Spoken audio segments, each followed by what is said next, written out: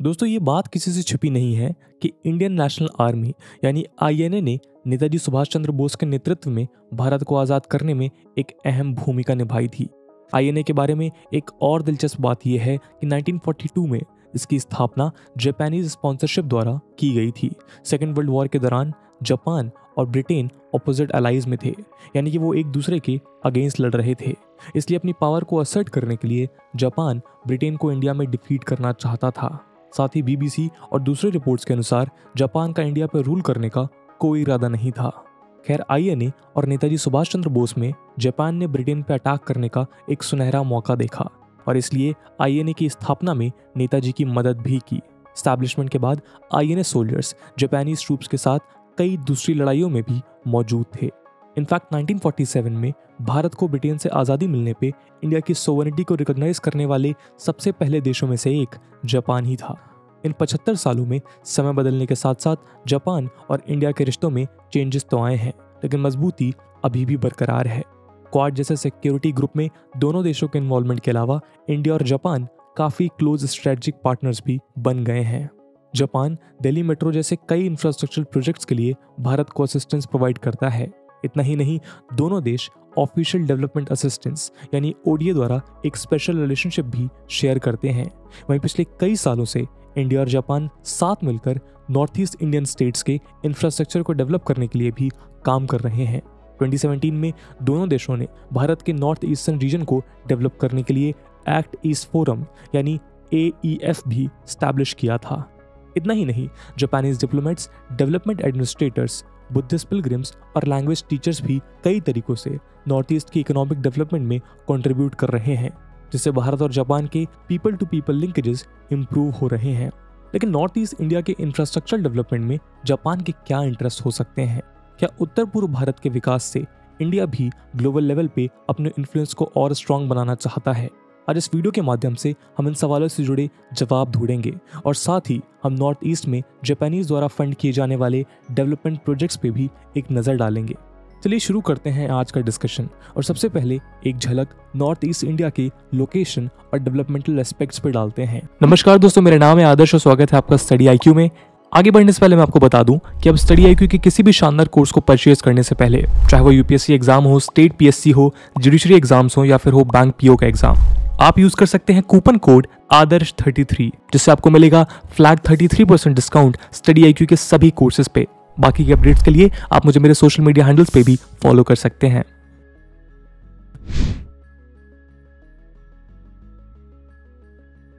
North east India, जिसे officially north eastern reason या NER भी कहा जाता है, ये भारत का ईस्टर्न मोस्ट रीजन है, जिसमें 8 स्टेट्स आते हैं: अरुणाचल प्रदेश, असम, मणिपुर, मेघालय, मिजोरम, नागालैंड, त्रिपुरा और सिक्किम।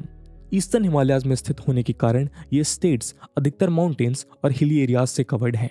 इसके अलावा north eastern reason Tibet, China, Myanmar, Bangladesh, Nepal और भूटान जैसे देशों के साथ इंटरनेशनल बाउंड्रीज भी शेयर करता है। अपने कल्चर, ट्राइबल कम्युनिटीज और नेचुरल ब्यूटी के लिए जाना जाने वाला नॉर्थ ईस्ट कई डेवलपमेंटल एस्पेक्ट्स में नेशनल स्टैंडर्ड्स के मुकाबले काफ़ी पीछे है। हालांकि इंफ्रास्ट्रक्चर पिछले कुछ वर्षों में डेवलप तो हुआ है, लेकिन इस रीजन को अभी भी नेशनल स्टैंडर्ड तक पहुंचने के लिए एक लंबा सफर तय करना है। इंडिया के पूरे नॉर्थ ईस्टर्न रीजन में roads important mode of transport की तरह काम करते हैं, लेकिन त्रिपुरा और असम को छोड़ बाकी नॉर्थ ईस्ट स्टेट्स में सड़कों की डेंसिटी इतनी हाई नहीं है। फ्लाइट्स के थ्रू एयर कनेक्टिविटी को इन राज्यों में स्ट्रॉन्ग किया गया है, लेकिन रेलवेज और वाटर ट्रांसपोर्ट अब भी अंडर डेवलप्ड हैं। नॉर्थ ईस्ट इंडिया के डेवलपमेंट के लिए भारत सरकार द्वारा कई कदम तो उठाए गए हैं, लेकिन प्रोजेक्ट्स को हैवी इन्वेस्टमेंट की जरूरत थी जो उन्हें मिल नहीं पाई, जिसके कारण प्रोजेक्ट्स अफेक्टेड हुए और उन्हें कंप्लीट नहीं किया जा सका। ऐसे में जापान का नॉर्थ ईस्टर्न रीजन को डेवलप करने का इनिशिएटिव काफ़ी मददगार साबित हुआ है। इनफैक्ट पिछले कुछ सालों में north east India Japan relations में एक नए एरिया ऑफ कोऑपरेशन के रूप में उभर के सामने आया है। नॉर्थ ईस्टर्न रीजन के इंफ्रास्ट्रक्चर सेक्टर में जापान अब एक मेजर प्लेयर बन चुका है, लेकिन दुनिया के हाईली डेवलप्ड कंट्रीज में गिने जाने वाले जापान आज नॉर्थ ईस्ट को डेवलप करने में भारत का सहयोग क्यों दे रहा है? उसके नॉर्थ ईस्ट रीजन में क्या स्ट्रैटेजिक इंटरेस्ट हैं? आइए समझते हैं इन सवालों को अपने अगले सेक्शन में।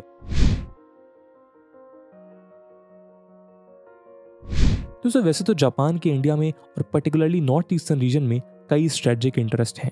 उनमें से सबसे पहला इंटरेस्ट है भारत के नॉर्थ ईस्टर्न हिस्से का स्ट्रेटजिक लोकेशन पे स्थित होना। जैसे कि हमने पहले भी देखा कि north east India Nepal, Bhutan, China, Myanmar और बांग्लादेश के साथ बॉर्डर शेयर करता है। ये पूरा रीजन यानी नॉर्थ ईस्ट और नेबरिंग एशियन कंट्रीज जापान के free and open Indo Pacific vision यानी FOIP के लिए बहुत महत्वपूर्ण है। दोस्तों जापान के इस विजन का उद्देश्य ये सुनिश्चित करना है कि इंडो पैसिफिक क्षेत्र में सभी कंट्रीज के लिए ट्रेड रूट्स ओपन, फ्री और सुरक्षित रहें। इसके अलावा जापान ये भी चाहता है कि इस रीजन के नेशंस रूल बेस्ड ऑर्डर भी ओबे करते रहें, जिसमें एक दूसरे की वैल्यूज को रिस्पेक्ट करते हुए हेल्दी कंपटीशन फॉलो किया जाए। जापान FOIP इंप्लीमेंटेशन में नॉर्थ ईस्ट इंडिया को एक क्रिटिकल जियो स्ट्रेटजिक लोकेशन समझता है और साथ ही वो ये भी मानता है कि ब्रॉड इंडो पैसिफिक रीजन में इंफ्रास्ट्रक्चर प्रोजेक्ट्स को बढ़ावा देकर बे ऑफ बंगाल कंट्रीज को कनेक्ट करना जरूरी है। और इसीलिए इस रीजन के इंफ्रास्ट्रक्चर को स्ट्रॉन्ग करने के लिए जापान इन देशों में ऑलरेडी काफ़ी प्रोजेक्ट्स कैरी आउट कर रहा है, खासतौर पे म्यांमार और बांग्लादेश में। नॉर्थ ईस्ट के इंफ्रास्ट्रक्चर का भी स्टैंडर्ड हाई करके जापान डेवलपमेंट गैप को पूरा करना चाहता है ताकि वो अपने विजन को कंप्लीट करने में सफल हो सके। इतना ही नहीं, नॉर्थ ईस्टर्न रीजन के डेवलपमेंट इनिशिएटिव में जापान भारत को प्रोजेक्ट्स के लिए बिल्कुल कम रेट्स ऑफ इंटरेस्ट पे लोन प्रोवाइड कर रहा है। वैसे तो जापान इंडिया को Mumbai Ahmedabad high speed railway project जैसे कई प्रोजेक्ट्स के लिए भी इजी लोन्स प्रोवाइड करता आया है। इसके अलावा अगर हम आसियान ऑर्गेनाइजेशन के पर्सपेक्टिव से देखें तो जापान के आसियान कंट्रीज के साथ काफ़ी क्लोज रिलेशंस हैं, जिनमें जापान ने हैवी इन्वेस्टमेंट्स भी की हुई हैं। दोस्तों आसियान यानी association of south east Asian Nations south east Asia की 10 मेंबर स्टेट्स का पॉलिटिकल और इकोनॉमिक यूनियन है जो इंटरगवर्नमेंटल कोऑपरेशन प्रमोट करता है। इस यूनियन में Bruny, Cambodia, Indonesia, Laos, Malaysia, Myanmar, Philippines, Singapore, Thailand और वियतनाम शामिल हैं। इस ऑर्गेनाइजेशन के objectives economic growth, social progress, cultural development और रीजनल पीस एंड स्टेबिलिटी को प्रमोट करना है। खैर अगर आप नॉर्थ ईस्ट रीजन के इंटरनेशनल बॉर्डर्स पे गौर करें तो नॉर्थ ईस्ट के कुछ स्टेट्स म्यांमार के साथ एक लॉन्ग बॉर्डर शेयर करते हैं जो एक आसियान मेंबर है, और इसलिए जापान म्यांमार में तो इन्वेस्टमेंट कर ही रहा है, उसके नेबरिंग एरियाज में भी इन्वेस्टमेंट करके वो रीजनल कनेक्टिविटी इंक्रीज करना चाहता है, जिससे आगे चलकर जापानीज इकोनॉमी को फायदा पहुंच सकेगा। दोस्तों जापान का नॉर्थ ईस्ट में स्ट्रेटेजिक इंटरेस्ट का अगला कारण चाइना से संबंधित है। जापान और चाइना के बीच पॉलिटिकल टेंशन्स के कारण जापान न्यू इन्वेस्टमेंट डेस्टिनेशंस की तलाश में है। हालांकि दोनों देशों के रिलेशंस कुछ इम्प्रूव तो हुए हैं, लेकिन अभी भी ईस्ट चाइना सी में स्थित सेंकाकू आइलैंड जैसे मेजर इश्यूज की वजह से दोनों नेशंस में तनाव बना हुआ है। एक तरफ जापान द्वारा सेंकाकू आइलैंड को एडमिनिस्टर किया जाता है, वहीं चाइना इन आइलैंड को अपनी टेरिटरी क्लेम करता है। इसके अलावा जापान चाइना के इंफ्रास्ट्रक्चर डेवलपमेंट स्ट्रेटजी वाले बेल्ट एंड रोड इनिशिएटिव यानी कि BRI का भी हिस्सा नहीं है। साथ ही जापान क्वालिटी इंफ्रास्ट्रक्चर के बेस पे नेशंस के साथ अपनी पार्टनरशिप्स बनाना चाहता है, जैसे वो इंडिया जैसे देशों के साथ कोऑपरेट करके श्रीलंका जैसे कंट्रीज में इंफ्रास्ट्रक्चर डेवलपमेंट में इन्वेस्ट कर रहा है। इन इंफ्रास्ट्रक्चर पार्टनरशिप्स के थ्रू जापान बिलीव करता है कि वो दुनिया को चाइनीज मॉडल ऑफ इन्वेस्टमेंट का एक ऑल्टरनेटिव प्रोवाइड कर सकता है। इसके अलावा एक्सपर्ट्स मानते हैं कि जापान अपने स्ट्रेटजिक पार्टनरशिप के माध्यम से चाइना सेंट्रिक ऑर्डर के इमरजेंस को भी बैलेंस करना चाहता है। दोस्तों अगर हम जापान के नेक्स्ट स्ट्रेटजिक इंटरेस्ट की बात करें तो वर्ल्ड में इंडिया का बढ़ता हुआ इन्फ्लुएंस भी जापान को भारत में इन्वेस्ट करने के लिए अट्रैक्ट करता है। अपनी इकोनॉमी को ग्रो करने के लिए इंडिया ने गति शक्ति master plan, national highway network और प्रोडक्ट लिंक्ड इंसेंटिव स्कीम्स जैसे कई कदम उठाए हैं, जिसमें जापान को इन्वेस्ट करने की अच्छी अपॉर्चुनिटी दिखाई देती है। इतना ही नहीं, भारत की ग्रोइंग मार्केट और स्ट्रेटजिक इंपॉर्टेंस को देखते हुए जापान भारत में इन्वेस्ट करने की इंपॉर्टेंस समझता है। कई ओपिनियंस के मुताबिक नॉर्थ ईस्ट के डेवलप होने से इंपोर्ट एक्सपोर्ट का जो ट्रेड रूट ओपन होगा उससे जापानीज इकोनॉमी को काफ़ी फायदा पहुंच सकता है, और इसलिए जापान नॉर्थ ईस्टर्न रीजन के इंफ्रास्ट्रक्चर इंप्रूवमेंट में भारत का साथ दे रहा है।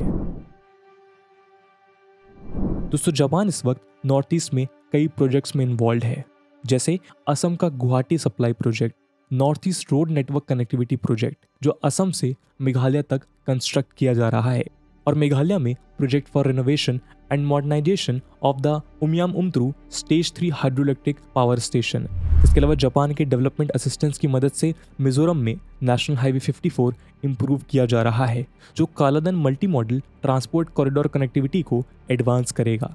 कालाधन multi modal transport corridor $484 million का एक प्रोजेक्ट है जो कोलकाता सी पोर्ट को म्यांमार में स्थित रखीने के सितवे सी पोर्ट से समुद्र के रास्ते जोड़ेगा।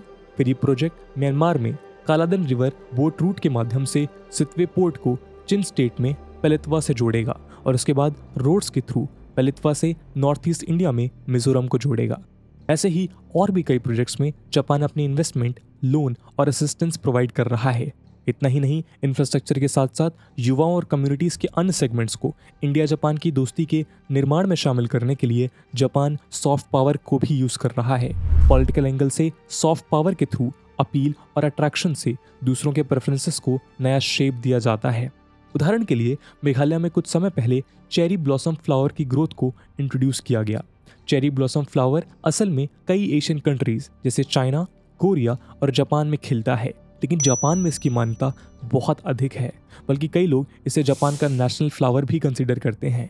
खैर, मेघालय में इसका इंट्रोडक्शन इस आशा से किया गया था कि इंडिया और जापान के पीपल टू पीपल और कल्चरल लिंकेजेस को स्ट्रांग बनाने में ये फ्लावर एक कैटलिस्ट यानी मोटिवेशन की भूमिका निभाएगा। जापान का IRIS प्रोग्राम नामक एक इनिशिएटिव भी है जिसके थ्रू इंडिया के नॉर्थ ईस्ट से स्टूडेंट्स जापान जाते हैं। IRIS प्रोग्राम एक यूथ इनिशिएटिव प्रोग्राम है जिसमें जापान एनवायरनमेंट, डिजास्टर मैनेजमेंट और टेक्नोलॉजिकल एडवांसमेंट जैसे टॉपिक्स पे सेमिनार्स कंडक्ट करके स्टूडेंट्स को एजुकेट करता है। इनफैक्ट नॉर्थ ईस्ट इंडिया में Japanese shows, specially anime drama और कार्टून्स जैसे Doraemon, Shinchan, death note, full metal alchemist और नारुतो इत्यादि पॉपुलैरिटी गेन कर रहे हैं। क्या आप जानते हैं कि जापान में बुद्धिज्म भारत के द्वारा इंट्रोड्यूस किया गया था? जी हाँ, 6th सेंचुरी में इंडियन मॉन्क बौद्धि सेना जापान में बुद्धिज्म के मैसेज को स्प्रेड करने के लिए गए थे। आज जापानीज कल्चर और सोसाइटी में बुद्धिज्म का काफ़ी इन्फ्लुएंस देखा जा सकता है और इसी कारण वहाँ के बुद्धिस्ट टूरिस्ट भी कल्चरल फैमिलियरिटी के कारण नॉर्थ ईस्ट इंडिया घूमने आते हैं। आप सोच रहे होंगे कि भारत में जापानीज इन्फ्लुएंस और असिस्टेंस से क्या केवल जापान को फायदा हो रहा है या फिर इन सब के थ्रू इंडिया भी उतना ही गेन कर रहा है जितना कि जापान? आइए इंडिया के पर्सपेक्टिव से भी इन सवालों को अगले सेक्शन में देखते हैं। दोस्तों, रीजनल वैल्यू चेन्स और प्रोडक्शन नेटवर्क के माध्यम से ग्रेटर कनेक्टिविटी को इंक्रीज और north east industrial corridor develop करने के लिए भारत को सिग्निफिकेंट इंफ्रास्ट्रक्चर इन्वेस्टमेंट चाहिए। इस क्षेत्र में जापानीज इन्वेस्टमेंट से इंडिया को काफ़ी बेनिफिट हो रहा है। इसके अलावा जो इंफ्रास्ट्रक्चर यहाँ अंडर डेवलप्ड हैं उन्हें भी जापान के असिस्टेंस के थ्रू स्टैंडर्डाइज करना आसान हो जाएगा।